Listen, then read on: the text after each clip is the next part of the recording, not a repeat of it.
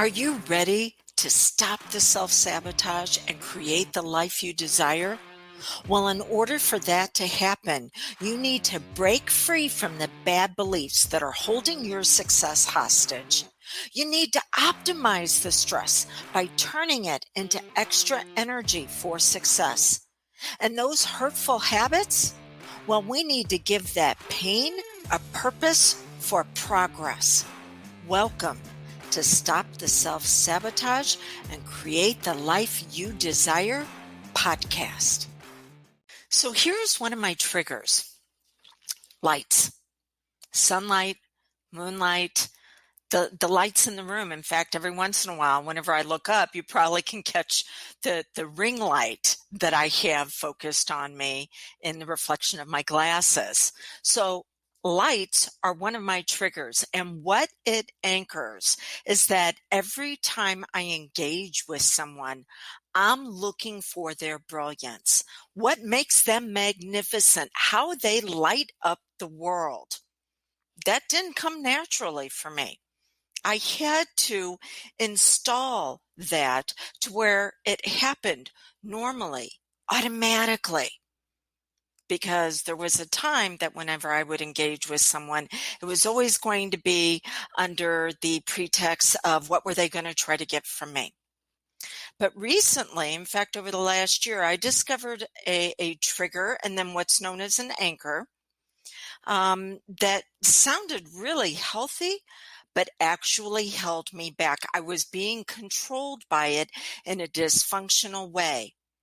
That whenever someone would come into my life and take a position of what's known as moral superiority, that they knew better about my life than what I did, and they were going to then coach me on what they felt like were my shortcomings without me asking, I took the high road.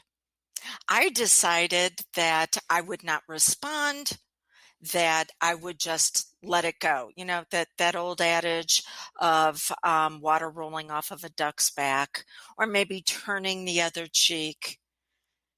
And then over the last year, I discovered that I was actually enabling a dysfunctional pattern, not only in myself, but in others. See, every action we take is to get a need met. And that need might be certainty, where we value either other people, places, and things helping us to feel okay, or we value the fact that we're going to find it for ourselves, or maybe freedom, to where we can have freedom, choices, or we can have a lot of crisis, chaos, and drama. And I feel like people have the freedom to have that type of emotional reaction if they want in their life. I'm not here to persuade you into being your very best. My position is that I need to create the environment for you to be phenomenal. What you do with that environment is going to be up to you. And if you want to distract yourself with the crisis, chaos, and drama and take away your choices, you have that right. Then there's the level of worthiness. And worthiness is where we can get attention. Now, we can get attention in a way to where, look at what you and I can create together.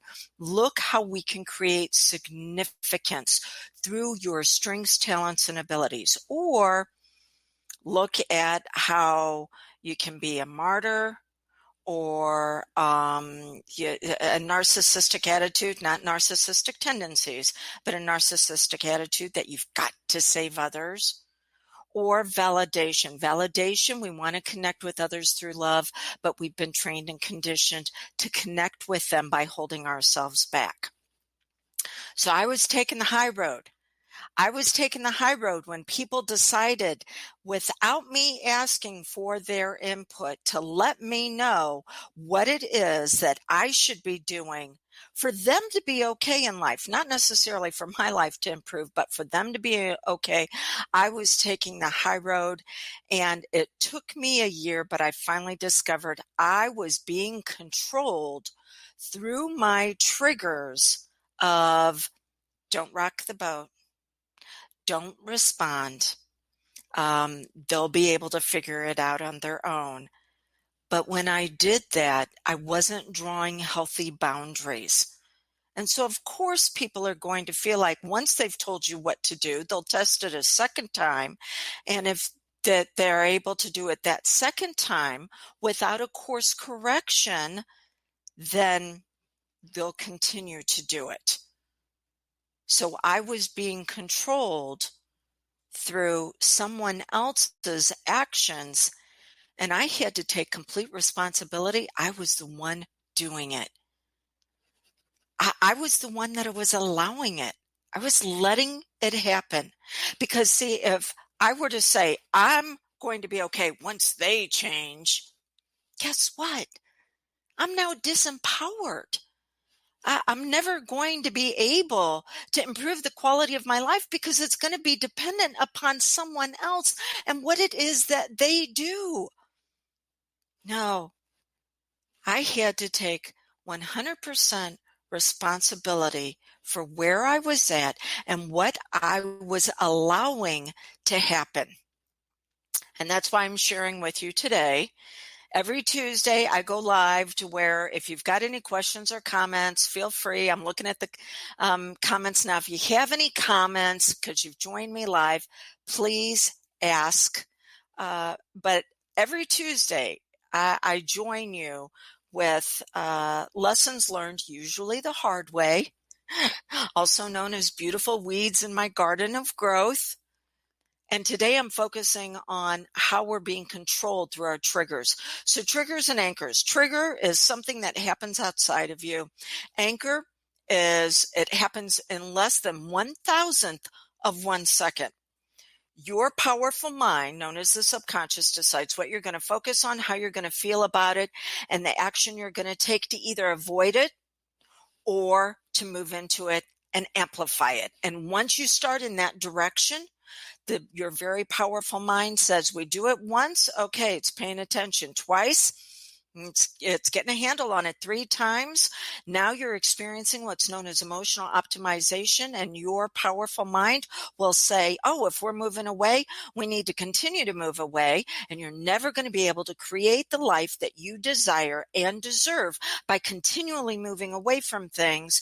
But that's the path it's going to be on, or it's going to say, let's progress. It doesn't matter that we might be in pain. You got to give the pain a purpose. It doesn't matter what other people are doing. We're taking 100% responsibility for who we are and what it is that we want to receive and achieve. And our powerful mind is going to find all the opportunities, all the people and places and things to make that happen.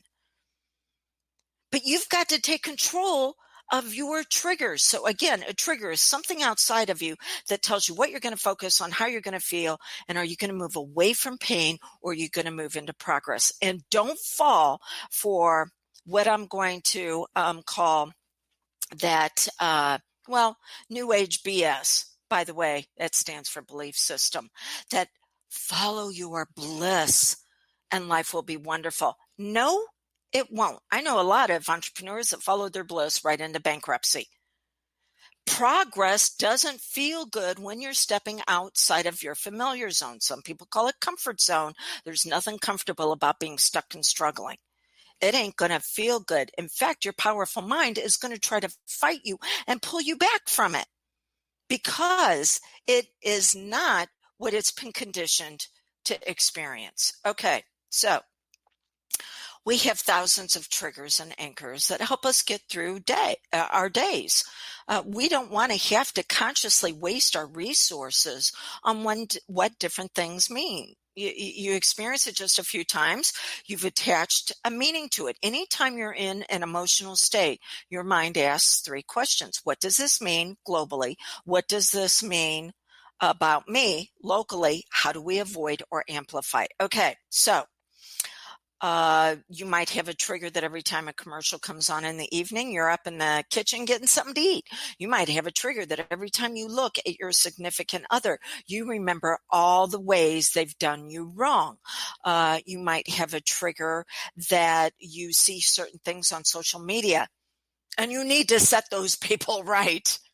Oh my gosh. Yeah, how many minds were upgraded that way? We all have triggers. We all have their corresponding anchors. But do you have triggers and anchors that are actually moving you forward? So let's look at the 4 types of triggers and anchors and then start asking yourself how you can begin to take control of the switch on what they mean for you. So the first one is, this is how I soothe myself. So you have triggers that when you go through an experience that this is how an emotional experience, this is how you're going to calm yourself down or pump yourself up. Depends on if you have an emotional brain or a stress brain. An emotional brain is ones that are looking for things to give them a jolt of energy. And if they don't know how to create it for themselves, by the way, brisk physical activity is one of the best ways to do that. But if they don't know how to do that for themselves, it'll be through crisis, chaos, and drama. And if they're using substances, it's going to be a lot of sugars and sweets and things that'll give them that rush. But that rush only lasts 90 minutes, and then you got to go find something else. Now, what if you're a stress brain? Stress brain, whoo, you're already on edge. You don't need anything to set you off. So you're looking for those soothing things that are going to calm you down. Now, if you turn into food, that's going to be carbs, empty carbs like potato chips and pretzels and breads and pastas. Okay, so you've got the trigger that says, this is how I soothe myself, that can be anchoring dysfunctional activities. The trigger isn't going to go away. You have to give it new meaning. All right, the second trigger. I don't want to do something, so this is how I distract myself. I've got freedom of choices, but the one choice is going to be really hard. So instead, let me have a lot of drama, a lot of crisis, a lot of confusion. There are some people that whenever I talk to them, and they're in this state, I'll give them a very simple action that they need to take consistently over 5 to 7 days. And then call me back, let me know that you've done it, and then we can move forward into your session. It could be something as simple as getting up at the same time every single day. Okay, something that they can do. And if they choose not to do it, I know they're not the client for me, because whatever I do, whenever I work with them, they're going to reject it because there's not enough crisis and confusion to it.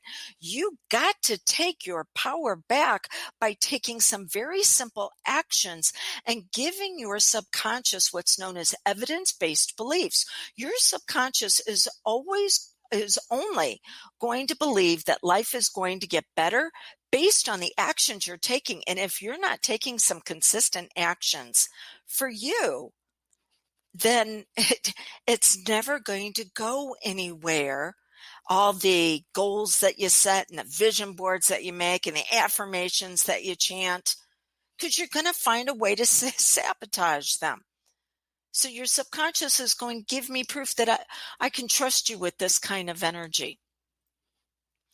The third trigger and anchor we have. This is how I get your attention to feel good about myself. There's nothing wrong with feeling good about yourself. Did you ever notice, if you've done any religious studies or spiritual studies, that even God said, and he looked at his work and he said it was good. Yeah, he didn't say, oh, no, let's put up this false sense of humility and do self-deprecation. No. If you do something that's good because it reveals your brilliance, you should be recognizing it. But you don't do it for attention. You do it because it's who you are. You don't see flowers blooming because they're going, take my picture. Yeah, thirsty on social media, need to put up more pictures of me. No, they do it because that's their identity. So this is how you make a significant impact in the world, by being true to who you are, whether you get the attention for it or not from someone else, because you're giving yourself the attention by recognizing what you're doing is good. Okay, the fourth trigger and anchor. And this is the one that I was coming from whenever I did not speak up and draw healthy boundaries by saying, you know what, I do not need any suggestions on how to improve the quality of my life. Please take care of me. This is how I connect with others. We all want love, but we've been trained to settle for connection. And so while I was dealing with some people that they didn't want to do something, so they were going to distract themselves by pointing their fingers at me, and some others where this is how I get attention and feel good about myself, by telling you what to do when you didn't ask for it, okay? I was giving the message I needed to be taken care of because I didn't draw the boundaries that said, no, thank you.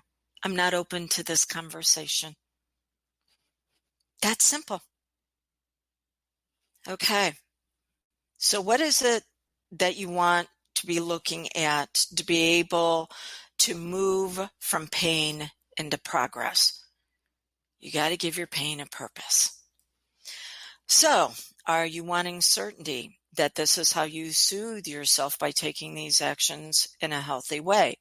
Are you looking for freedom of choices, knowing that it's not going to feel good when you're going after the goal, but that's okay. That's only short term until you can begin to count on yourself. Or this is how you give yourself attention, by doing what's correct for you. And you connect with others through love, not because you need to be taken care of, but because you want to celebrate your brilliance in connection with them. If you feel like you want assistance with this, go to canhypnosishelpyou.com.